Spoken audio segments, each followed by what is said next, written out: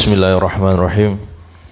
Alhamdulillahirabbil alamin. Alhamdulillahilladzi alafa baina qulubina fa asbahna bi ni'mati ikhwana. Wassalatu wassalamu ala rasulillahi alladzi istafahu rabbuna rahmatan lil alamin. Faja'alnahu uswatan lin-nasi ajma'in faqala laqad kana lakum fi rasulillahi uswatun hasanah.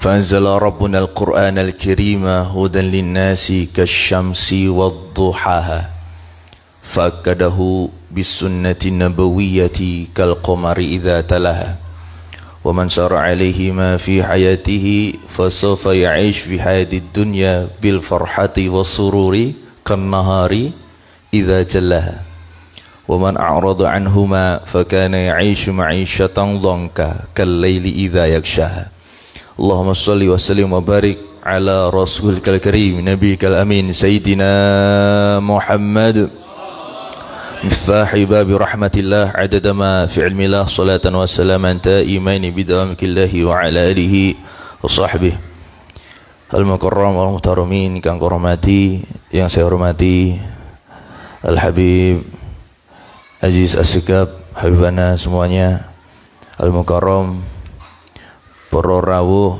para tamu-tamu kita semuanya, para guru-guru kita semuanya, wabil khusus wonten Kiai Muhammad Ayas, wonten Buya Risman Dianto, wonten Buya Khalil, Ustaz Nasrullah, wonten Al-Mukarram Bapak Bambang Mas Yuga juga di sana, dan juga Buya Hirung kang hormati, dan Hadroh apa tadi? Misbahul Anam, Misbahul Anam dan Al-Hufaz. Malam hari ini saya malam terakhir di Padang dan malam besok sudah di pondok lagi, ada rutinan. Ini ada kaidah laisa li alimin ayyuqalida aliman akhor, jadi tidak boleh saling serang. Beliau tawaduk luar biasa. Jadi intinya Al-Fakir ini mau ngisi para santri, para jamaah, bukan niat untuk nyeramai yang depan-depan ini. Jadi malam ini tuh kita semuanya berdoa, kita benar-benar istiqomah dalam kebaikan. Istiqomah itu apa? Kan ditanya. Sayyidina Abu Bakar itu pernah ditanya, "Ya Abu Bakrin, apa itu arti istiqomah?" Terus Abu Bakar nanya lagi, "Ya menurut kalian apa?" Terus kata para tabi'in, para sahabat, para tabi'in, itu mereka memaknai istiqomah itu dengan ay ala fi'lil khairat, selalu melakukan kebaikan. Sayyidina Abu Bakar itu marah luar biasa. Istiqomah itu tidak seperti itu, kata Abu Bakar. Kalau kamu artikan istiqomah itu selalu melakukan kebaikan, maka semua orang gagal. Karena tidak ada orang yang melakukan, tidak ada yang di dunia ini kecuali Rasulullah dan para anbiya itu yang selalu melakukan kebaikan tanpa melakukan dosa. Terus kata Abu Bakar, kalla wa hasya, laqad hamaltum ala ghairil mahmal. Kamu mendudukkan ayat bukan pada porsinya. Terus para sahabat tanya, lalu bagaimana ya Abu Bakrin? Lalu gimana ya Abu Bakar? Kemudian Abu Bakar memberikan dalil, innalladzina qalu rabbunallahu tsumastaqamu. Di situ ada kata-kata tsumastaqamu. Di situ dimaknai bukan ay ala fi'li khair, tapi ay lam yaltafitu ila ilahin ghairi. Yang dimaksud tsumastaqamu, istiqomah itu adalah yang tidak pernah berpaling kecuali kepada Allah Subhanahu wa taala. Maknanya orang mukmin kalau sudah nyembah Allah setiap hari sholat itu sudah dikatakan istiqomah, sehingga mudah. Ya kalau misalkan kita katakan istiqomah itu harus melakukan kebaikan, maka kita semua akan gagal. Tentu itu harapan kita semuanya. Seperti mana di dalam rumus Al-Quran, kami menekuni Al-Quran, ketika itu ada angka yang dipuji sundul langit di dalam Al-Quran, itu angka 40. 40 itu angka yang kamu kalau istiqomah dalam suatu amalan, itu pasti kamu berat untuk meninggalkannya. Adik-adik semuanya, mas-mas, mbak-mbak, bapak, ibu-ibu semua yang di sini, coba amalkan satu amalan, apapun itu, 40 hari. Itu nanti setelah 40 hari kalian berat untuk ninggalkan. Begitu juga dengan dosa. Dosa itu kalau sudah terbiasa 40 hari akan terus-terusan. Apakah dosa itu dikatakan istiqomah juga? Masa dosa istiqomah kan deh.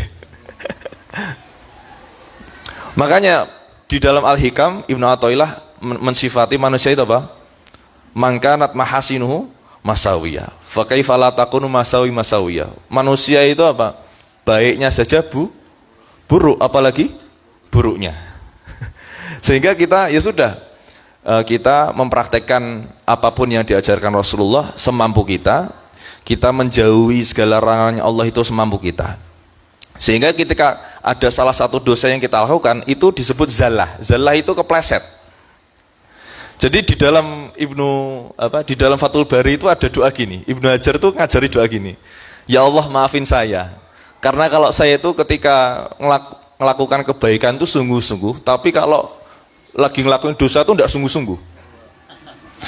Itu doa yang sangat bagus sekali. Karena gini, coba kalian pernah gak bayangkan, ada ndak orang mukmin, sudahlah di majlis ini aja lah, di majlis Muhibur Rasul, ada ndak kita kalau mau dosa itu sungguh-sungguh? Ndak ada. Kita kalau mau kebaikan kan sungguh-sungguh. Buktinya saya menghadiri maulid sampai Padang. Itu kan sungguh-sungguh. Itu sungguh-sungguh itu. Sampai naik pesawat juga itu.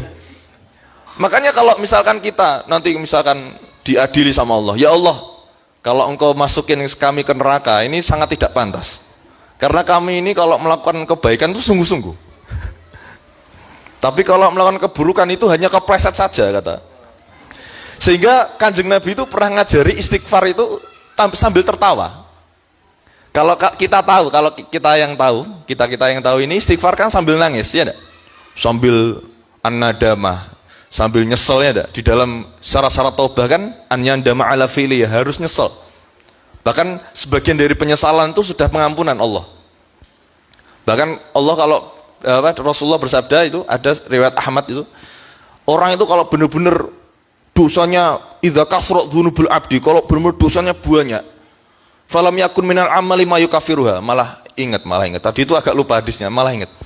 Kalau ada orang kalau dosanya full banyak, terus tidak punya amal untuk menghapus dosa itu Allah malah menurunkan penyesalan, kesedihan, agar liyukaffiruha anhu, agar untuk mengampuni dosa kita. Lah, kembali kepada tadi, istighfar. Rasul tuh pernah istighfar sambil tertawa. Dan riwayat ini hanya ada beberapa orang yang mutolik saja, orang yang sering baca. Itu saya nemukan di dalam kitab Hayatus Sahabah. Di dalam Hayatus Sahabah itu pernah suatu ketika Sayyidina Ali bin Abi Thalib karramallahu wajhah wa radhiyallahu ta'ala anhu, beliau menunggangi onta gitu atau kuda, saya lupa tunggangannya apa. Yang jelas bukan alphard lah. Ya onta sama gitu.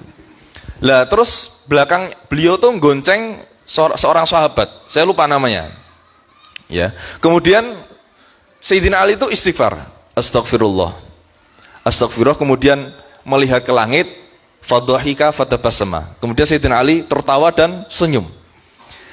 Yang diboncengkan ini tanya sama Sayyidina Ali, wahai Sayyidina Ali, ya Amirul Mukminin, ketika itu Amirul Mukminin, kenapa engkau istighfar nangis?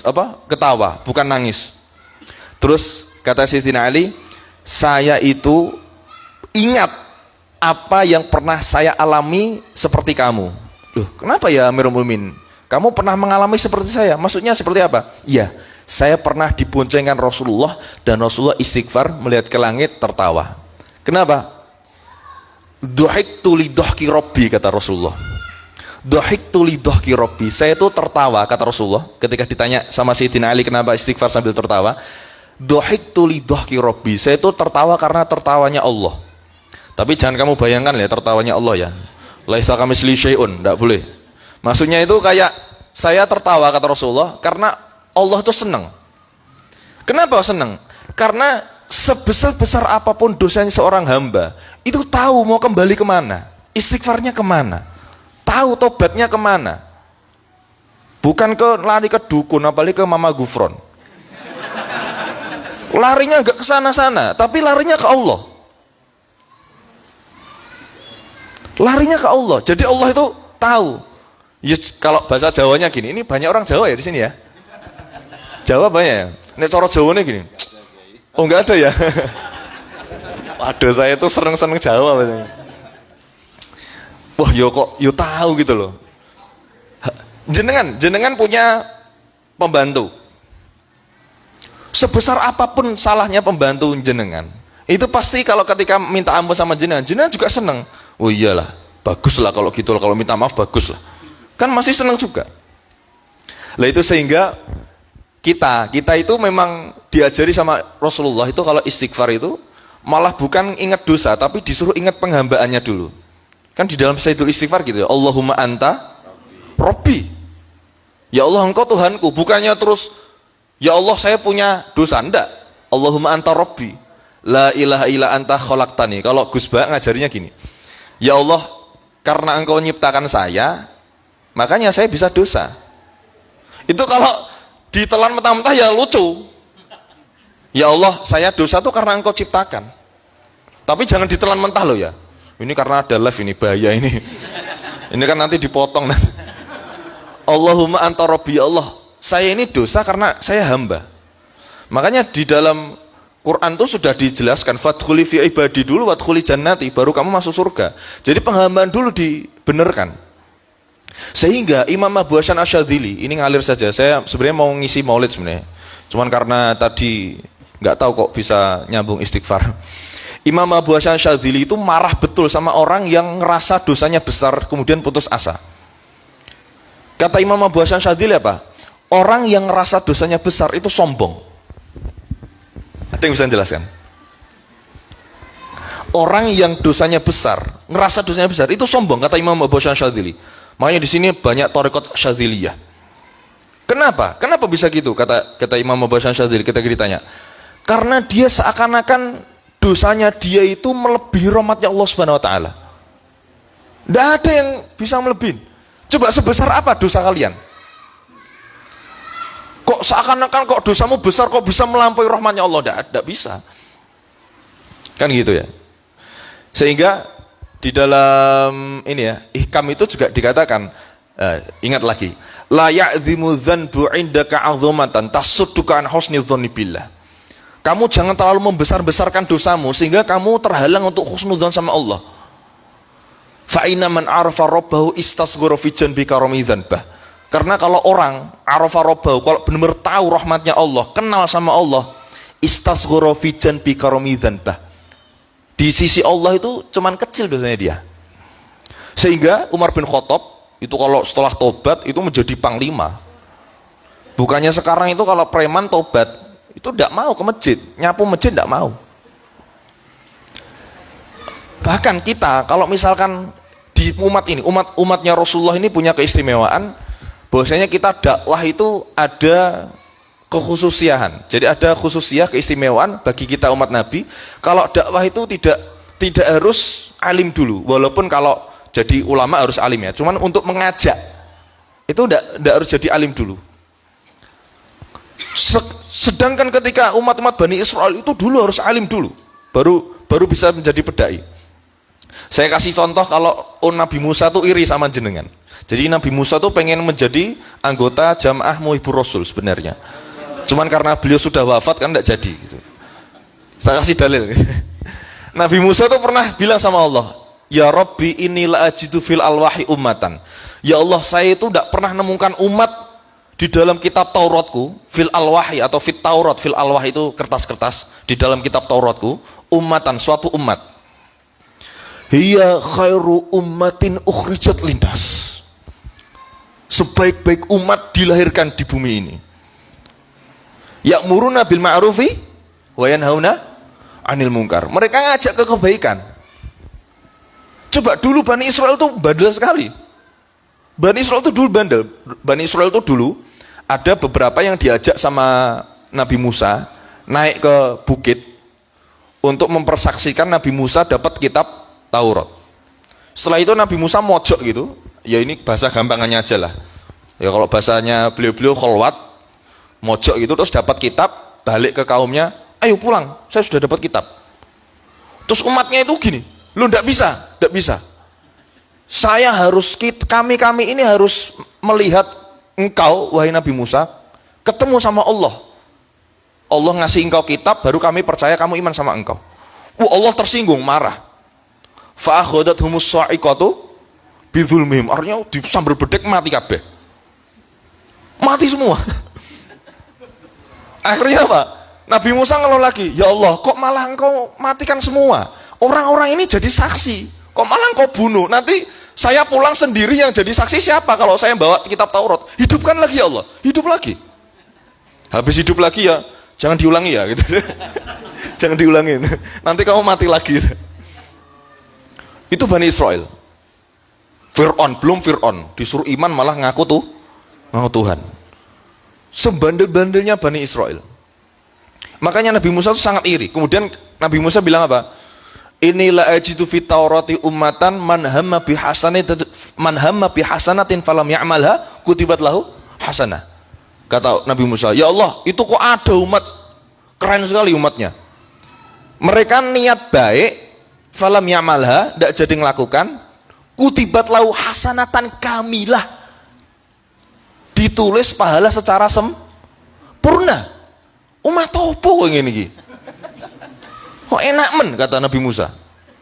Wa man hamma bi sayyi'atin falam ya'malha kutibat lahu hasanah. Yang niat buruk pun ndak jadi ngelakuin, ditulis pahala. Niat buruk loh. Contoh, saya kasih contoh niat buruk detik ini kalau kalian mau niat buruk. Keluar dari masjid tukar sendal. Itu niat buruk itu. Misalkan seperti itu. Tapi tidak jadi, setelah di depan sendal yang bagus, masa habis ngadiri maulid tukar sendal. Tidak jadi, akhirnya dapat pahala. Nah, jadi kalau kalian habis ini mau dapat pahala, silahkan niatkan tukar sendal habis ini. Tapi yang penting tidak jadi loh ya. Yang penting tidak jadi. Awas kalau kamu jadi, nanti sandal saya ikut hilang. Nanti hati-hati kamu. Kalau guyon-guyonnya jamaah-jamaah itu, kalau kita sendal hilang itu seperti Bilal bin Rabah. Karena kan Rasulullah pernah ngendikan sama Bilal bin Rabah, ya Bilal, sami'tu dafana laika fil jannah. Saya mendengar gesekan sendalmu di surga. Terus Bilal ditanya, kamu punya amalan apa? Ya Bilal, Rasulullah bilang gitu. Ya saya tidak punya amalan apa-apa. Saya cuman setelah wudhu, setelah sunnah wudhu gitu aja ya Rasulullah. Oh gitu ya, sudah. Berarti kalau kalian ketika Jumatan sendal hilang, itu sudah husnudzon saja, sendalnya pindah di surga sudah. Surga. Jadi kita niru Bilal bin Rabah sudah.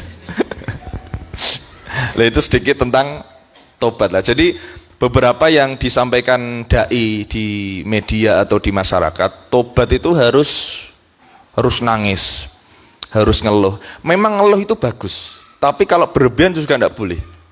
Membesar-besarkan dosa juga tidak boleh, karena kita terhalang untuk husnudzon sama Allah. Tapi terlalu kecilkan dosa juga tidak boleh. Nah, di dalam kitab Nashul Ibad diterangkan, la tahkiru dzunubas shighar fa innaha tatasya'abu minhu dzunubul kibar.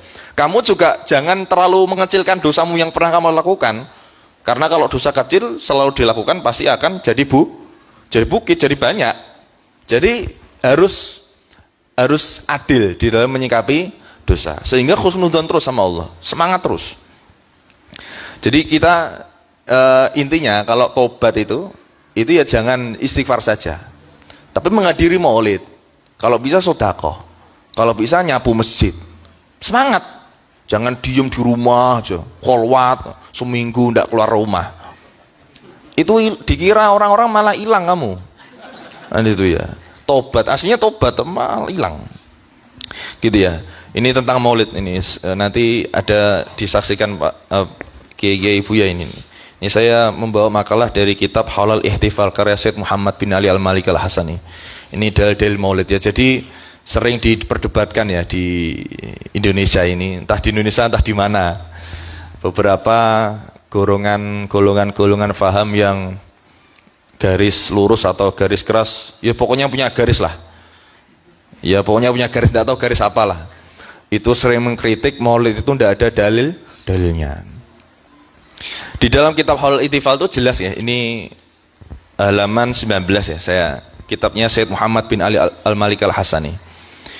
Itu beliau ngendikan, inna awwalal muhtafilin bil maulidi wa huwa sahibul maulid wa huwa nabiyyu sallallahu alaihi wa ala alihi wasallam kama jaa fil hadits sahih alladzi rawahu Muslim.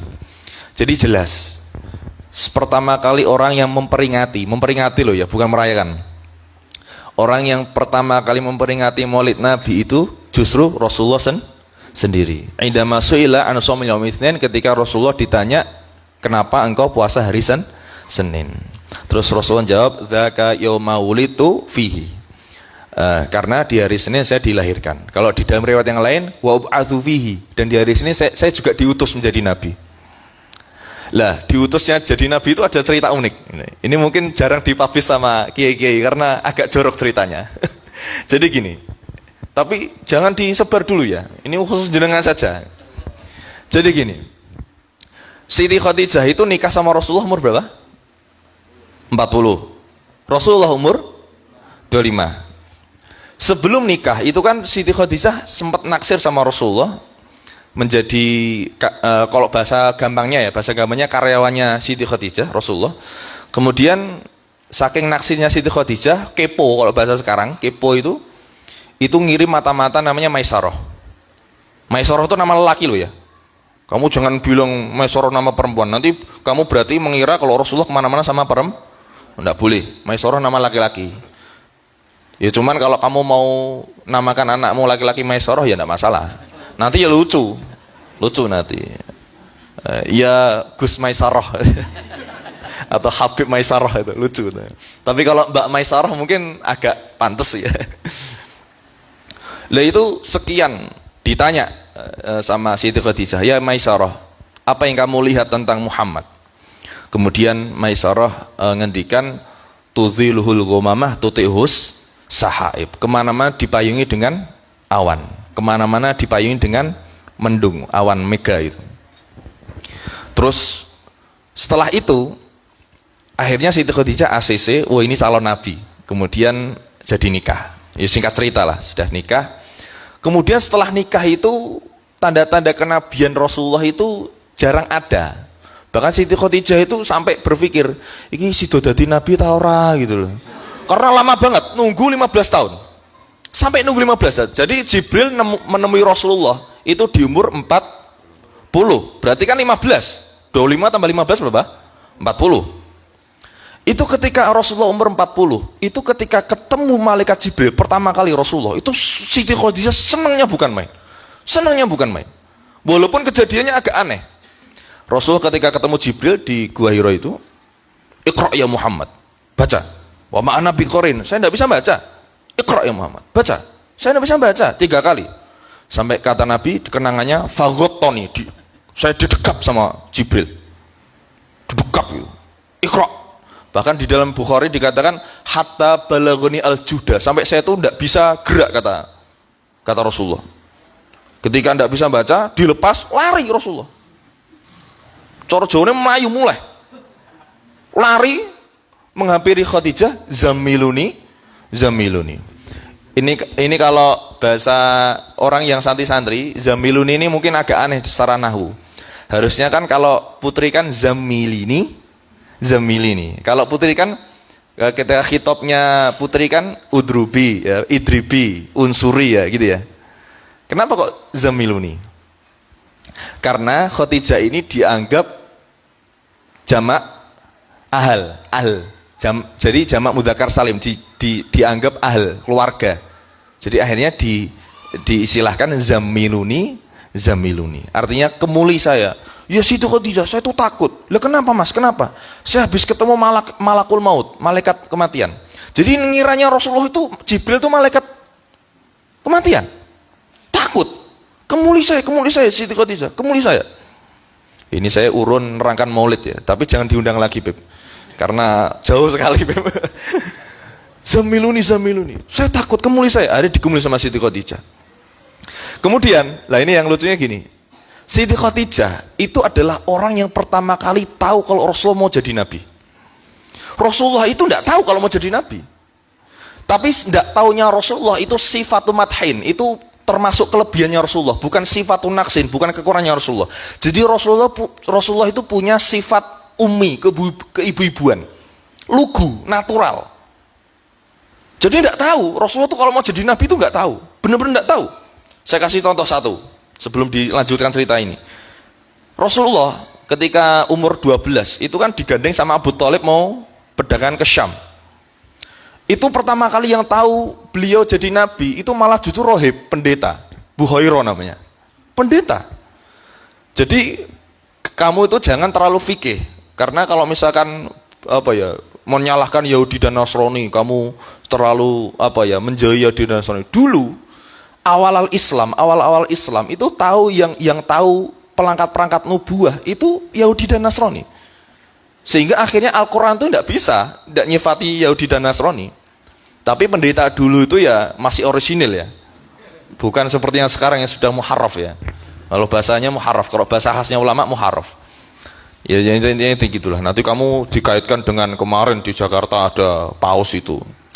Sukanya montong-montong video memang itu. Lah, Buhairah itu bilang, ya Abdullah, kan dulu orang Arab tuh kalau tidak kenal kan manggilnya Abdullah. Si Buhairah ini mendatangi Abu Thalib, menggandeng Rasulullah ketika umur 12. Itu nanya, ya Abu Thalib, ini siapa? Ini anak saya. Abu Thalib bilang gitu. Ini siapa? Ini anak saya. Ini siapa? Ini anak saya. Sampai 3 kali. Terus Abu Thalib agak tersinggung. Lah memangnya kenapa ini anak saya? Terus kata Buhairah, semua alamat Nabi yang ada pada anak ini itu ada semua, terpenuhi semua, kecuali satu kecelakaannya. Apa? Anak kamu. Karena di kitab Samawi, Taurat dan Injil itu kan Nabi semuanya anak yatim. Semua Nabi anak yatim. Nabi itu semuanya yatim. Terus akhirnya Abu Thalib ngaku, iya ini ponakan saya, kata. Ini ponakan saya. Itu yang pertama kali tahu justru malah pendeta. Terus dilihat, kalau di Barjanji kan dilihat ya tanda-tandanya. Afi aini khumrotun. Terus baina katifaihi alamah. Ada khotamun nubuahnya. Kemana-mana dipangi awan. Terus ada salah satu perilaku pohon. Ada pohon nubuah, umurnya ribuan tahun. Sampai sedetik ini masih ada. Itu Rasulullah itu neduh di satu pohon itu. Ya. Dan Rasulullah itulah, ini adalah salah satu sifat keumiannya Rasulullah, keluglugannya Rasulullah. Jadi Rasulullah itu kalau mau neduh itu tidak mikir, tinggal duduk saja, wong masih anak kecil. Jadi kalau ada matahari dari arah barat, Rasulullah duduk di baratnya pohon, itu kan normalnya kestrong matahari. Itu Rasulullah pede saja duduk situ. Tiba-tiba apa? Pohonnya itu rubah, lahannya itu rubah untuk meneduhi Rasulullah. Kalau misalkan Rasulullah tidak lugu, itu ya milih yang iup, milih yang neduh. Wah ini kok panas gitu. Kalau kamu kan pinter, nyari yang AC dulu, masuk ke ATM. Padahal tidak mengambil ATM, pengennya ngadem ya enggak? Yeah. Itu gitu. Sifat keluguannya Rasul itu seperti itu. Lah itu tadi ya, kembali ke Siti Khadijah. Siti Khadijah bilang gini, Mas, ya Muhammad, ya Rasulullah, suamiku, kalau kamu nanti ketemu sosok itu tadi, itu bilang saya. Ya. Itu enggak tahu, kalau Rasul dites itu enggak tahu. Akhirnya suatu ketika Rasulullah ketemu lagi sama sosok malaikat Jibril. Ketika itu kan enggak tahu kalau namanya Jibril. Ketemu lagi, lari ke Siti Khadijah, Zamiluni, ini ada sosoknya datang lagi ya Khadijah. Terus Siti Khadijah itu aneh sekali. Beliau itu apa? Di dalam riwayat-riwayat itu masyhur sekali. Fahasrat an fakhidhiha. Pahanya itu agak dibuka. Terus Siti Khadijah tanya, masih enggak sosoknya itu? Wih, lari. Sebab itu kata Siti Khadijah, ketika ditutup lagi, datang lagi Jibril, datang. Terus kata Khadijah apa? Absyir ya Muhammad, kamu harus senang. Kamu tuh mau jadi nabi beneran. Kenapa? Karena kalau itu setan pasti senang lihat paha saya. Itu yang tahu sekian definisi nabi itu ya Khadijah. Jadi Rasulullah tidak tahu. Itulah sifatnya umi itu keibu-ibuan. Lah itu tadi ya. Sehingga ya ini lanjut ya, ketika bahas tadi sifatnya Nabi. Kita kalau cinta, benar-benar cinta sama Nabi ya, itu kita harus tahu sejarahnya Rasulullah, karakternya Rasulullah, akhlaknya Rasulullah, karakteristiknya Rasulullah, ciri fisiknya Rasulullah. Makanya ada maulid. Kana sallallahu alaihi wasallam abyadul laun musyarraban bihumrah wasi'al jabini hasanu sya'ruhu bainal jummati wal wafrah. Rasulullah tuh tegak badannya, putih kemerah-merahan. Idza iltafata ma'an. Rasulullah kalau noleh dipanggil tuh satu badannya noleh. Kalau kita gimana dipanggil? Paidi, apa balik? Anu, kepalanya aja yang noleh. Itu. Aflajat thaniyataini di dalam Syama'il Muhammadiyah. Giginya itu agak renggang-renggang. Jadi dari satu gigi ke gigi yang lain itu renggang. Yakhruju nur, keluar cahaya ketika idza takallama, ketika bicara. Kenapa Rasulullah ada renggangnya?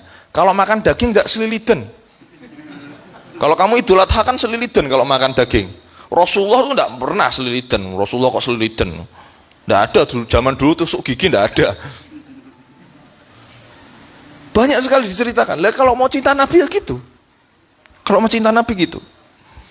Terus kalau kita dengerin orang-orang itu, ayo tiru apa yang diperintahkan Rasulullah, apa yang diajarkan Rasulullah. Beberapa perlakuan Rasulullah itu ada yang tidak bisa ditiru. Seperti tadi Buya Khalil bilang, kalau ada air, tayamum jadi batal. Pernah suatu ketika Rasulullah ada air tapi tayamum. Wah, kamu tidak pernah menemukan riwayat itu kan? Tidak pernah kamu. Dan ini tidak bisa ditiru secara fikih. Ini tidak bisa ditiru secara fikih. Jadi saya mau bantah kalamnya beliau tadi.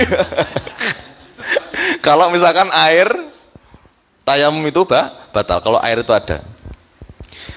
Ketika itu Rasulullah itu pernah suatu ketika sedang mengalami wusul sama Allah. Sedang mengalami wusul itu gampangnya berhubungan sama Allah, langsung tajalli sama Allah, berhubungan sama Allah, wusul, nyampe sama Allah, baru sedang berkomunikasi sama Allah, hatinya langsung klik sama Allah. Itu Rasulullah tuh tidak sempat tayamum, jadi langsung tidak sempat wudhu, langsung tayamum. Ketika ditanya al-amru asra min dzalik, kata Rasulullah, ini perkara itu lebih penting daripada itu, lebih cepat daripada itu. Tapi ini tidak bisa ditiru secara fikih.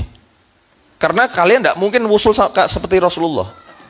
Tidak mungkin kalian tuh mau sholat saja masih mikir kunci motor. Kalau kunci motornya hilang, setelah sholat kunci motornya ketemu. Karena sholat mikir kunci motor. Itu sholatnya kita ya. Banyak sekali. Coba kalau Rasulullah sholat, itu saya sering cerita di mana-mana ini memang harus diceritakan terus karena populasi manusia terlalu banyak, selalu nambah. Rasulullah kalau imam, yusma'u min sodri azizun ka azizi mirjal. Rasulullah kalau imam tuh soft paling belakang itu terdengar dentuman jantungnya Rasulullah. Soft paling belakang kalau Rasulullah imam. Azizun ka azizi mirjal, seperti air yang direbus di dalam wajan, mendidih gitu. Meletek-meleteknya itu loh kalau bahasa Jawanya itu terdengar sampai soft paling belakang. Kenapa? Min khasyatillah, karena saking takut sama Allah Subhanahu wa taala. Kana gusyalih sampai mau pingsan. Itu Rasulullah. Kalau tahajud lah, ini yang sering. Tahajud kalian kan hanya 2 rakaat sama 1 witir, tidur lagi kan gitu. Rasulullah itu tahajud itu sampai hatta tatafattara qadamah, sampai lututnya biru. 1 rakaat itu minimal 200 ayat yang dibaca. Sebagian riwayat 300. Dan 200 ayat itu jangan kau bayangkan seperti simaan Quran orang-orang hafid ini, enggak. Di sini ada yang hafid. Ayo duel. Enggak. Misalkan hafid kan biasanya kan ini ya. Bismillahirrahmanirrahim kafaru sawanu. Terus bahkan yang kedengeran tuh cuman ayat pojoknya saja, Ustaz. Iya enggak? Awal-awal tengah-tengah itu enggak kedengeran karena saking cepatnya. Oh enggak gitu, Rasulullah tuh kalau membaca 200 ayat itu diceritakan dalam riwayat-riwayat termasuk Syama'il, Sahih Bukhari Muslim semuanya cerita. Idza marra bi ayati adzabin illa sta'adza minhu. Rasulullah tuh kalau sholat tahajud ketika membaca ayat-ayat tentang neraka, Rasulullah tuh bertawud dulu, baru lanjut ke ayat selanjutnya. Wa idza marra bi ayati tasbihin illa sabbaha. Rasul tuh kalau sedang baca ayat-ayat tasbih itu bertasbih dulu, baru ke ayat selanjutnya. Contoh, sabbihisma rabbikal a'la, itu baru subhanallah, subhanallah, sampai nangis baru alladzi khalaqa fasawwa. Itu 200 ayat. Sampai diriwayatkan Siti Aisyah. Itu yang riwayatkan siapa? Diriwayatkan Siti Aisyah. Siti Aisyah itu di tempat sujudnya. Jadi Rasulullah itu saking sempitnya kamarnya, saking sempitnya, itu Rasulullah itu sholat, di tempat sujudnya itu ada Siti Aisyah sedang tidur. Terus kata Siti Aisyah gini, lucunya gini, ini lucunya gini, ketika Rasulullah berdiri, saking lamanya Rasulullah berdiri, itu Siti Aisyah, alah tak selonjor wae, Kanjeng Nabi suwe gitu. Gini Siti Aisyah. Tapi kalau Rasulullah mau sujud, itu ditekuk kakinya, dilipat kakinya Siti Aisyah. Itu gitu, karena lamanya selonjor, akhirnya selonjornya lama. Nah sekarang saya tanya sama mas-mas yang di sini, yang jomblo aja lah, yang jomblo. Kamu kalau ada wanita cantik di tempat sujud, sholat atau enggak? Sholat atau ibadah yang lain? Ibadah yang lain.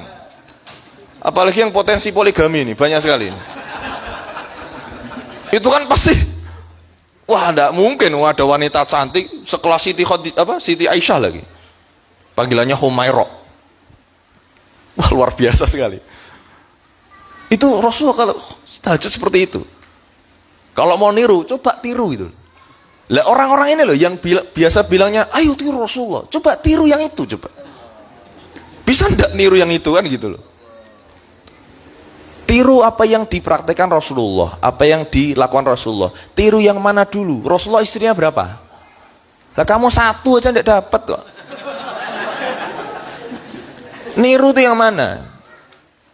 Sehingga di dalam mustalahul hadis, di dalam usul fikih itu ada ilmu sunnah itu apa? Sunnah itu tidak hanya yang diperkatakan Rasulullah, tidak hanya dilakukan Rasulullah jadi sunnah, tapi ada yang tidak pernah dilakukan Rasulullah jadi sunnah. Ya ini yang nyambung maulid ini. Ada sunnah yang tidak pernah dilakukan Rasulullah tapi jadi sunnah. Namanya sunnah takririyah. Ini. Seperti apa contohnya? Seperti Bilal tadi. Sholat sunnah wudhu itu sunnah takririyah. Yang kedua saya kasih contoh lagi, namanya ada sahabat namanya Abu Rifa'ah.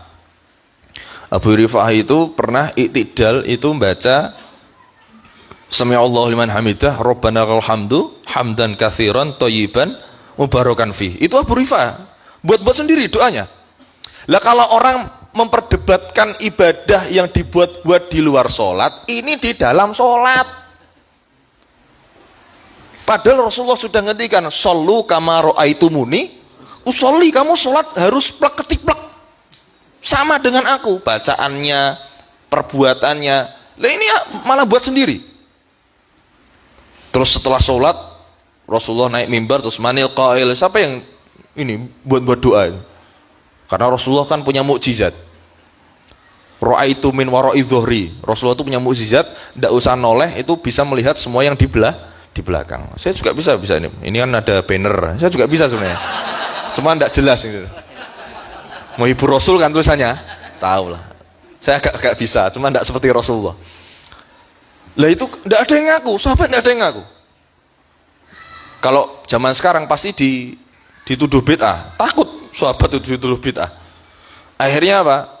Rasulullah ngendikan ra'aitu bid'an wa thalathina malakan yabtadirunaha ayyuhum yaktubuha awal. Saya itu melihat setundun 30 malaikat turun berebutan merebut pahala bacaan itu, berebutan mencatat pahala bacaan itu. Akhirnya ada yang ngaku, saya Rasulullah. Baru ngaku dia. Kalau gitu baru ngaku. Abu Hurairah juga gitu, buat iftitah sendiri. Setelah takbir, kalau kalian bacanya ada yang inna sholati wa nusuki ya, ada yang ini wajah tuh, ada yang Allahumma ba'id baini, itu semua dari Nabi. Tapi yang Allahu akbar kabira walhamdulillah katsira wa subhanallah bukratan wasila itu dari Abu Hurairah. Setelah sholat itu Rasulullah sidang lagi, manil qail, siapa tadi yang tidak ada yang ngaku. Terus Rasulullah bilang futihat abwabus sama, karena bacaan itu pintu langit terbuka semua. Baru ada yang ngaku, saya Rasulullah. Jadi sahabat itu ya ada curangnya sedikit lah gitu, ada curangnya sedikit lah. Jadi banyak sahabat tuh yang gitu-gitu tuh banyak. Lah makanya itu adalah sunnah at-takririyah. Jadi ada sunnah yang tidak pernah dilakukan Rasulullah, bahkan di ACC sama Rasulullah, amalkan. Dan setelah mendengar itu, Abdullah bin Umar itu setelah mendengar Rabbana lakal hamdu hamdan katsiran thayyiban mubarakan fi, itu Abdullah bin Umar tidak pernah meninggalkan yang namanya bacaan itu i'tidal, Rabbana lakal hamdu hamdan katsiran thayyiban mubarakan fi, subhanallah barakabiru hamdan katsiran, itu tidak pernah ditinggalkan. Dan itu di ACC sama Rasulullah. Jadi jangan apa yang dilakukan Rasulullah harus diamalkan. Yang mana dulu? Gitu ya. Lah maka ya ada beberapa faedah ini penting ini. Ini terakhir ini sampai jam berapa? Sampai jam berapa? Dan ini sudah jam 11 ini, sudah selesai ini harusnya. Sudah selesai. Ini terakhir saya baca kitab Halal Ihtifal ya. Jadi yang sering disebutkan oleh beberapa ulama itu dalil kita maulid itu ini tadi yang puasa hari Senin karena hari lahirnya Rasulullah. Dan juga diperkuat oleh yang lain seperti gini, contoh. Rasulullah itu sebelum Isra Mi'raj, sebelum naik ke langit Sabtu 7, itu Rasulullah disuruh sholat sama Jibril. Padahal sholat itu pertama kali perintah diterima di mana? Di Sidratul Muntaha, ketemu Allah kan. Tapi itu sudah ada sholat, sehingga itu bukti bahwasanya sebelum Rasulullah itu sudah ada sholat. Nabi Ibrahim pun sholat. Sholatnya kayak gimana? Ya tidak usah dibayangkan, kamu tidak pernah ngerasakan. Senangannya kok bayangke sing rato ngrasakne. Orang-orang sekarang itu, ada orang punya mobil mewah Alphard, bayangkan itu pajaknya berapa? 15 juta setahun. 15 juta bisa buat beli motor. Gini gimana ya itu nyari duangnya? Nah, kamu kan tidak ngerasain. Kenapa mbok bayangkan kan itu? Itu bukti kalau sudah ada sholat sebelum Rasulullah. Lah ketika Rasulullah sholat 2 rakaat, kemudian Jibril tanya, ya Muhammad, atadri aina sholaita? Kamu tahu tidak ini sholat di mana? Terus Rasulullah bilang, Anda tidak tahu, saya tidak tahu. Terus Jibril ngendikan, beliau dawuh, kamu sungguhnya kamu itu sholat di Bethlehem. Bethlehem itu adalah tempat kelahiran Nabi Isa. Maknanya apa? Jibril nyuruh memperingati hari lahirnya Nabi Isa. Dengan apa? Dengan sholat 2 rakaat. Dalil kedua ini. Dalil ketiga. Kalian tahu hari Jumat? Yang kalian kalau Jumatan tidur itu loh, tahu kan? Ya, tahu. Jumat itu sampai dikatakan Sayyidul Ayyam. Dilipat gandakan pahala, diijabahi segala doa. Terus jadi hari Idul Fitrinya, hari rayanya kita dalam 1 minggu. Itu kenapa? Kok sampai seperti itu? Rasulullah bersabda, li'anna fihi khuliqa Adam, karena di hari Jumat dilahirkannya Nabi Adam. Sehingga syariat ini memperingati hari lahirnya Nabi Adam dengan hari Jumat. Wa fihi udkhilal jannah, wa fihi ukhrija minha. Dan di hari Jumat Nabi Adam dikeluarkan dari surga hari Jumat. Pertama kali nginjak di bumi juga hari Jumat. Wa fihi as-saqah, dan di hari Jumat dilaksanakan hari kiamat, ditiupkannya sangkakala. Makanya Israfil itu sudah megang trompet, sudah ngemut, tinggal niup, tapi tidak niup-niup, karena masih banyak umatnya yang maulidan ini, masih banyak yang ibadah, jadi mengcancel lah. Jadi termasuk pengcancel adab itu kita yang ibadah, kita yang sering sholawatan ini pengcancel adab kita ini. Itu dalilnya apa? Dalilnya Allah di dalam hadis qudsi, laula rijalun ruk'aun wasibyanun rud'un wa bahaimu rut'aun la sababna alaihimul adzab as-sabbah. Kalau bukan karena orang-orang masih pada sholat, masih pada sholawatan, masih pada majlisan, kalau bukan karena bayi yang masih disusui ibunya, kalau bukan karena hewan-hewan masih dikasih makan di kandang ternaknya, la sababna alaihimul adzab as-sabbah, saya akan turunkan azab, kata Allah. Jadi kamu itu termasuk pengesal azab. Jadi jangan berhenti kamu sholawatan, terus diadakan, terus istiqomah terus. Okay. Lah itu dalil yang ketiga. Jadi tiga-tiga ini peringatan hari lahirnya para nabi. Lah kalau hari Jumat saja diperingati sebegitu rupa, di hari Jumat dilipat gandakan pahala, diijabahi segala doa, diampuni segala dosa karena lahirnya Nabi Adam. Bagaimana dengan hari lahirnya Rasulullah Shallallahu Alaihi Wasallam? Harusnya lebih sempurna, kan gitu. Maka sehingga di dalam kitab-kitab yang lain, kenapa Rasulullah lahir di bulan Rabiul Awal, bukan di bulan-bulan yang mulia? Karena bulan mulia itu ada 5, yang 4-nya bulan Hurum, Dzulqa'dah, Dzulhijjah, Muharram, Rajab. Inna iddatash syuhuri 'indallahi 12 syahran fi kitabillah. Ada 4 bulan yang diharamkan sama Allah, dimuliakan sama Allah. Lah, Rabiul Awal tidak ada. Satu lagi bulan yang paling mulia itu Ramadan, karena diturunkan Al-Quran. Lah Rabiul Awal mana? Terus ketika ulama ditanya, kenapa Rasulullah tidak lahir di 5 bulan mulia ini? Terus ulama mengatakan, karena Allah menghendaki Rasulullah mulia bukan karena bulan dan harinya, tapi bulan itu mulia karena hari lahirnya Rasulullah. Itu sebabnya Rasulullah lahir di Rabiul Awal. Lah ini terakhir. Sudah usah panjang-panjang. Abu Lahab ya. Abu Lahab, sebagaimana kita tahu, Abu Lahab itu membebaskan budaknya namanya Thuwaibah al-Islamiyah. Terus akhirnya disyairkan, idza kana hadza kafiran ja'adhamuhu bitabat yadahu fil jahim mukhalada ata'annahu fi yaumil itsani ta'iman yukhaffu anhu lil sururi bi ahmada fama dhanu bil abdi alladhi kana umruhu masruran bi ahmada wa mata muhaida. Ini yang kafir yang senang maulid Rasul saja dengan membebaskan Thuwaibah budaknya, yang mana ini jelas-jelas kafirnya, dinas dalam Al-Quran di dalam surat Al-Lahab, ini saja senang saja bisa dapat takhfif, dapat keringanan azab setiap hari Senin. Bagaimana kita kalau orang mukmin dari lahir? Oh tidak hanya diringankan azab, kita semuanya diselamatkan dari api nerakanya Allah Subhanahu wa taala. Ya, ini terakhir terus Bib ya, Bib. Ini Bib disimak Bib, bismillah, dari atas Bib. Ini beberapa fadilah Maulid ya. Jadi kalau kalian pengen tahu keutamanya Maulid apa ini? Ini saya bawa kitab Nikmatul Kubro.